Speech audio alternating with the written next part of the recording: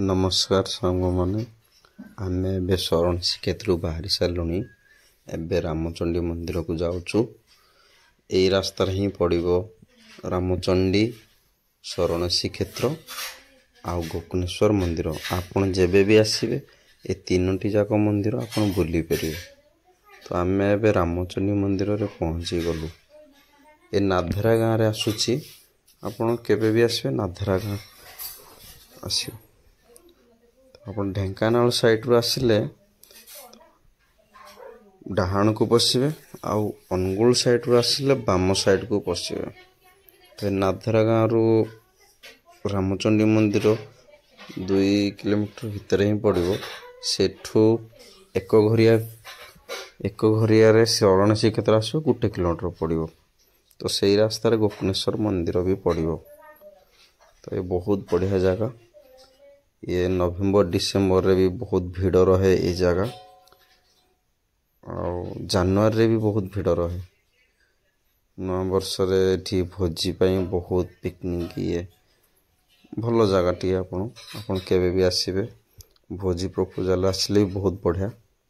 रामचंडी को मंदिर रे आइंष भोजी लगे। तो आपन आमिष भोजी भी करि परिबे किंबा एठी माछ पोड़ा स्पेशल अच्छी रामचंडी कर। आपन माछ आनिकी दे परिबे किंबा माछ भी पोड़ा कहले से माने पोड़ी की देबे। तो मानसिक भी एठी पूर्ण हुए माछ पोड़ा पई। आपन माछ आनिकी देले सेठी अछंदी माछ पोड़ी की आपन को प्रसाद आकार देबे। ये सुंदर गार्डन टी रामचंडी को मां को मंदिर पाखापाखि अच्छी। छोट पिला खुशी रे खेलिबे।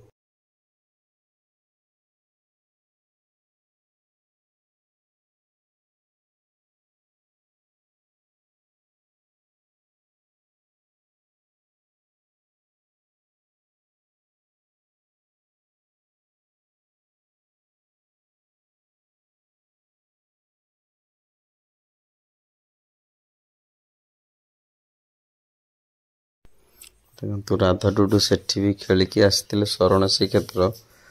आहरी भी लोभ लगे जे एठी भी खेलुंट। तेणुक छोट छुआ को आणिले एठी बहुत से माने खुशी रे खेलिबे। तो जेते भी जो जगह को नेले भी छोट छुआ खेलिबे। तो से माने सेठी टायर्ड हे आसिला परे भी एठी भी आहरी खेलुचंदी। डुडू आमर खसिबार व्यस्त, राधा भी व्यस्त। नवग्रह भितरे श्री विष्णुଙ୍କର अवतार सब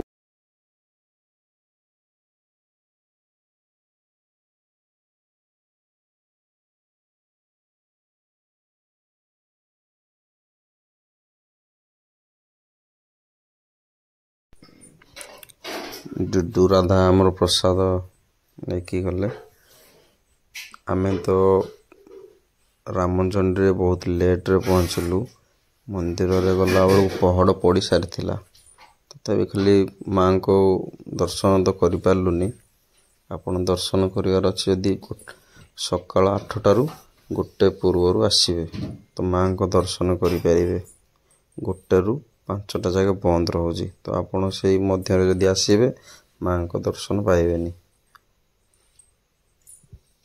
तो आपण को वीडियोटा केमती लागला आपण कमेंट रे भी कहि परिबे। और 3टी जाक वीडियो मु आउथरे कहि रखुची। आपण जदि ढेंकानाल साइड रू आसीबे गुड़िया काटिन ठु 2 किलोमीटर पर नाधेरा आसीबो। मां रामचंडी पचारिले समस्ते कहि देबे।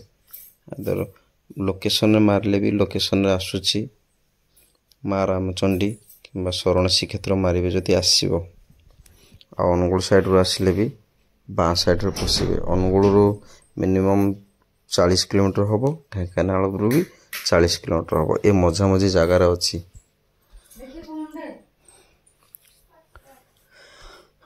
मां को मंदिर भी बहुत सुंदर भाव रे हेची देखंतु।